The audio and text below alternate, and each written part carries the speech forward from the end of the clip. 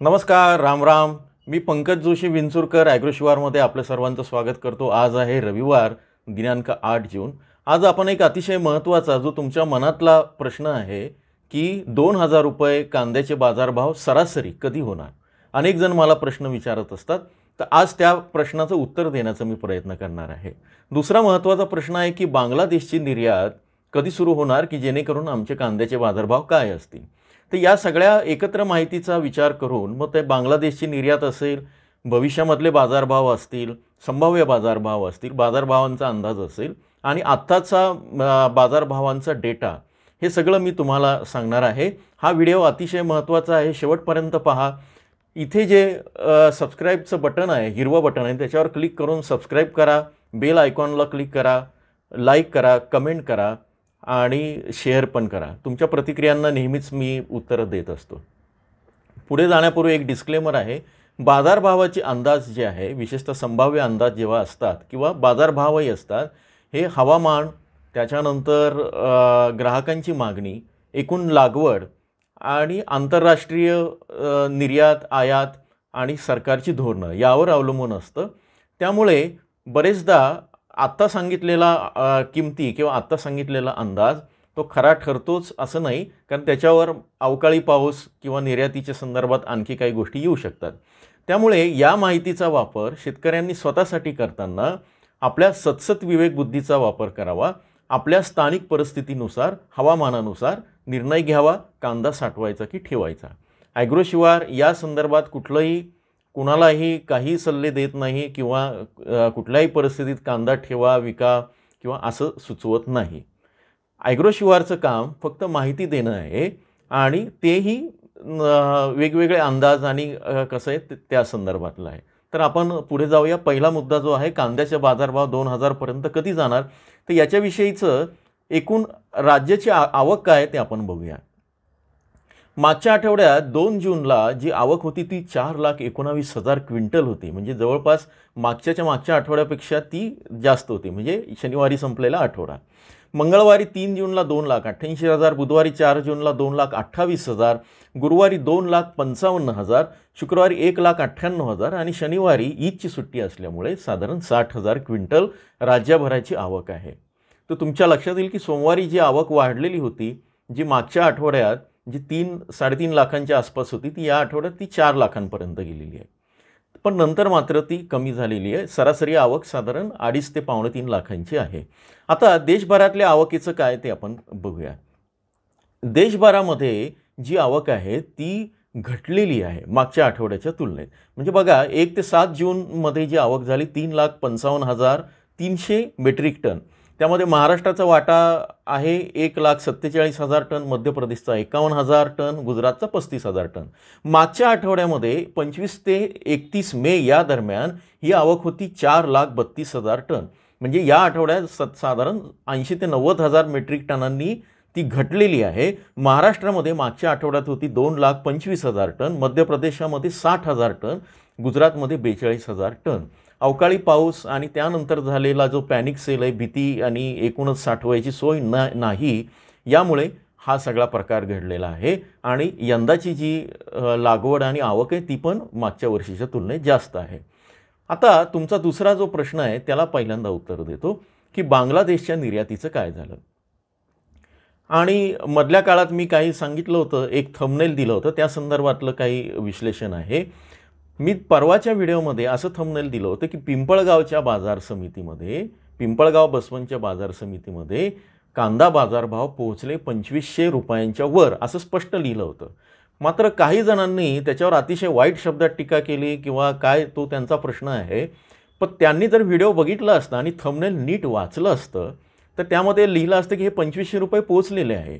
मागच्या संपूर्ण आठवड्यामध्ये नाशिकच्या पिंपळगाव बसवंतला जास्तीत जास्त बाजारभाव हे 2,500 रुपये आहेत आणि तसं मी व्हिडिओमध्ये स्पष्ट केलेलं आहे. त्यामुळे ॲग्रोशिवार असे कुठलेही हेडिंग देताना 4 वेळा विचार करतं. लाईक मिळवणं, सबस्क्राईब मिळवणं आणि हा सगळा आमचा हा त्याच्यामध्ये भाग नाही आहे, कारण तुम्ही ऑलरेडी आमच्यावर प्रेम करतच आहात. त्यामुळे त्याला फार अशी गरज नाही आहे. हा काही उठवळ यूट्यूबरचा चॅनल नाही आहे की जो इकडची तिकडची माहिती फुकटात गोळा करतो आणि कॉपी पेस्ट करून तुमच्या तोंडावर मारतो. त्यामुळे अनेक ज्या प्रतिक्रिया होत्या त्या या उठवळ आणि उथळ असे यूट्यूबर होते, त्यांच्या असण्याची शक्यता आहे. ओरिजिनल शेतकरी ज्यांना माहितीची गरज आहे ते अशा प्रतिक्रिया देत नाही. तर हा एक महत्त्वाचा भाग होता. आता थोडं पुढे जाऊया बांगलादेशच्या निर्याती संदर्भात. बांगलादेशची निर्यात जी होती ती जूनच्या 15 तारखेपासून सुरू होईल असं संभाव्य अंदाज निर्यातदारांनी दिलेला होता. याचं कारण बांगलादेशचा कांदा हा मेच्या एंडपर्यंत पुरेल इतकाच होता. यावर्षी बांगलादेशला 30% कांदा अधिक होता. आता बांगलादेशच्या माध्यमांमध्ये अशी ओरड होती आहे की स्थानिक कांदा जो आहे, स्थानिक कांद्याची किमती ह्या वाढलेल्या आहेत. त्यामुळे तातडीनं आयात करावी, कारण आता जो ईदचा सण झाला, बकरी ईदचा, त्यामुळे पण तिथे मागणी जास्त होती. आता याच्यानंतरचं जी आहे तो कांदा तिथला बहुतेक संपत आलेला आहे. त्यामुळे कांदा निर्यातदार संघटनेच्या पदाधिकाऱ्यांनी जी माहिती दिली आहे आता 2 दिवसांपूर्वी ती अशी आहे की साधारण या आठवड्यापासून कांद्याची निर्यात सुरू होईल. म्हणजे सोमवार ते शनिवारच्या दरम्यान, म्हणजे साधारण 15 तारखेच्या आसपास किंवा त्याच्या आधी, आणि त्याचा परिणाम आपल्या स्थानिक बाजारभावांवर होऊ शकतो. विशेषतः बांगलादेशला मध्यम क्वालिटीचा गोल्टी कांदा जो आहे तो लागतो आणि त्याच्या किमतीमध्ये वाढ होऊ शकते. पिंपळगावला मधल्या काळामध्ये ज्या 2500 रुपयाचे बाजारभाव होते ते शनिवारपर्यंत 2500-2600 जाऊन 2500 आले. लासलगावला साधारण 1900 पासून 2100 पर्यंत आले. या आठवड्यामधले कांद्याचे बाजारभाव हे जास्तीत जास्त मी सांगतोय सरासरी बाजारभाव आहे ते साधारण 1400 ते 1500 रुपये टिकून आहे. राज्याच्या बाजारभावाची एकूण काय स्थिती ते आपण ॲनालिसिस बघणार आहोत.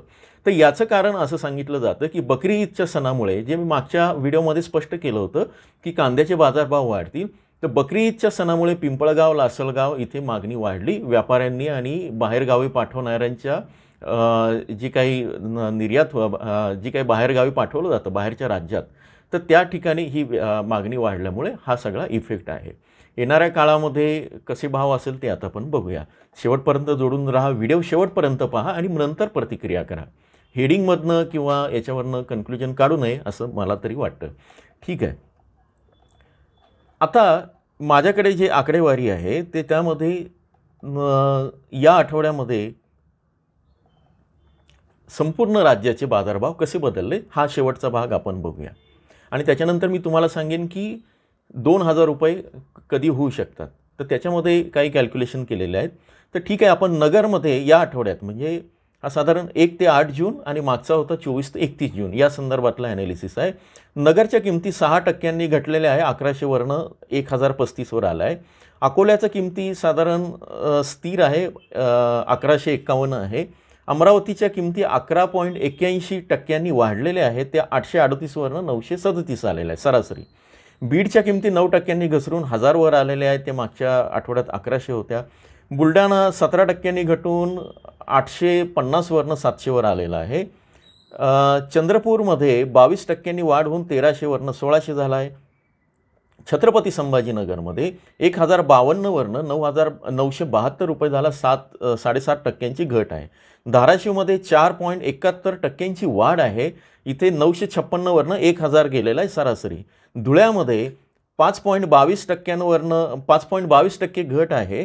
ती साधारण 1000वरनं 1054वरनं 999 झालेली आहे. त्याच्यानंतर जळगावमध्ये जवळपास 5.5% घट आहे. तिथे 800 रुपयाचा सरासरी बाजारभाव आहे. कोल्हापूरमध्ये 8% घट आहे. तिथे 1100 रुपयाचा भाव आहे. मुंबईमध्ये 3% घट आहे. साधारण 1237 रुपयांचा भाव आहे. नागपूरमध्ये 24% वाढ आहे.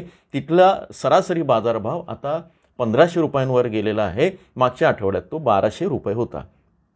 नाशिकमध्ये 5% वाढ आहे. नाशिकमध्ये सरासरी जो बाजारभाव आहे तो आता या आठवड्यात 1333 रुपये किंवा 1350 रुपये आहे. मागच्या आठवड्यात तो 1269 रुपये असा होता किंवा 1270 रुपये होता.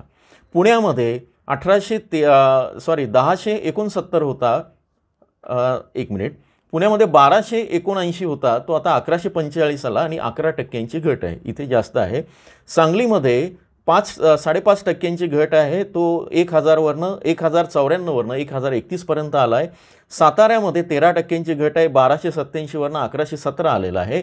सोलापूरमध्ये 1142वरनं 986 आला आहे. जवळपास 13%, 13.5% घट आहे आणि ठाण्यामध्ये साधारणपणे 1600वरनं तो 1260वर आला आहे, साधारण 21% घट आहे. आता मागच्या वर्षीचे बाजारभाव काय आहे आणि त्याच्या कंपॅरिझनमध्ये किती पर्सेंटनी आता बाजारभाव कमी होत आहेत. यंदाची आवक जास्त आहे महाराष्ट्रामध्ये, साधारण 6.5 लाख हेक्टरवर कांद्याची कांद्याची लागवड झाली, उन्हाळी कांद्याची. आणि पण हा डेटा प्रोव्हिजनल आहे. मी म्हणालो की याच्यामध्ये नेहमीचे प्रॉब्लेम आहे. आणि देशभरामध्ये साधारण 12.53 लाख हेक्टर जी आहे ती लागवड झालेली आहे.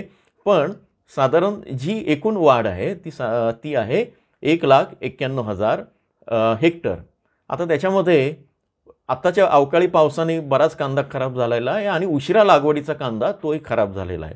हे लक्षात घेता मागच्या वर्षीच्या तुलनेत आणि आत्ताच्या तुलनेतली जो फरक आहे तो थोडा मी कमी केला आहे.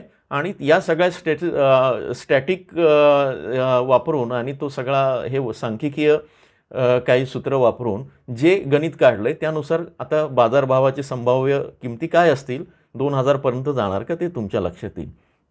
तर नाशिकमध्ये मागच्या वर्षीच्या तुलनेत नाशिक जिल्ह्यामध्ये सरासरी बाजारभावांमध्ये 38% घट आहे. पुण्यामध्ये सरासरी बाजारभावांमध्ये 37% घट आहे. त्याच्यानंतर सोलापूरमध्ये सरासरी बाजारभावांमध्ये 46% आणि नगरमध्ये सरासरी बाजारभावांमध्ये 43% घट आहे. आता ही जी घट आहे ही जूनच्या पहिल्या आठवड्याची मी तुम्हाला सांगतोय. नंतर आवक थोडीशी मंदावेल आणि ही घट कमी होईल याच्यानुसार. तर त्यानुसार आता ही घट आणि एकूण सरासरी जी घट आहे ती 35% जर धरली तर जूनच्या शेवटच्या आठवड्यात अतिशय महत्त्वाचा विषय आहे. आता जे तुम्ही वाट बघत होता त्या याची की जूनच्या शेवटच्या आठवड्याचे संभाव्य किमती काय, ते 2000 पर्यंत जाणार का ते बघूया. नाशिकमध्ये नाशिक जिल्ह्याचे मागच्या वर्षीचे कांद्याचे सरासरी बाजारभाव होते 2900 रुपये. मागच्या जूनच्या शेवटच्या आठवड्याचं मी धरलेलं आहे. त्यामध्ये आता ही जी घट आहे मागच्या वर्षीच्या तुलनेत 35% सरासरी धरली तर साधारण या जूनच्या शेवटच्या आठवड्यात नाशिकमध्ये 1900 रुपये सरासरी बाजारभाव होऊ शकतात. पुण्यामध्ये साधारण याच पद्धतीने धरून 1500 रुपये, अहिल्यानगरमध्ये 1500 ते 1600 रुपये, सोलापूरमध्ये 1650 रुपये. आता याच्यामध्ये 100 ते 150 रुपयांचा अधिक किंवा कमी फरक होऊ शकतो. मी कांद्याचे अंदाज किंवा बाजारभाव सांगत नाही, आताही सांगितलेलं नाही आहे. मी काय केलेलं आहे, मागच्या वर्षी म्हणजे जून 24च्या शेवटच्या आठवड्याच्या किमती आणि आत्ता जून 25च्या शेवटच्या आठवड्याच्या संभाव्य जी घट आहे ती साधारण 35 आहे, 35 ते 40 पर्यंत जाऊ शकते. त्यानुसार हा अंदाज सांगितलेला आहे. आता यानुसार साधारण 35 ते 40% घटीनुसार आपण आपल्या बाजार समितीमधल्या, मग ते धाराशिव असेल, छत्रपती संभाजीनगर असेल, बुलढाणा असेल, धुळे असेल, जळगाव असेल किंवा कल्याण, नागपूर असेल, या ठिकाणचे बाजारभाव बघा. हा ढोबळ मानाने बाजारभाव आहे. याच्यामध्ये लाल कांदा, लोकल कांदा, चिंचवड कांदा, उन्हाळी कांदा, पांढरा कांदा असं बायफर्केशन केलेलं नाही, असा फरक केलेला नाही. हे सगळे मिळून एकत्रित सांगितलेले बाजारभाव आहे. तर आजच्या पुरतं इतकंच. चॅनलवर टिकून राहा, सबस्क्राईब करा, लाईक करा. पुन्हा भेटूया नवीन माहितीसह. धन्यवाद.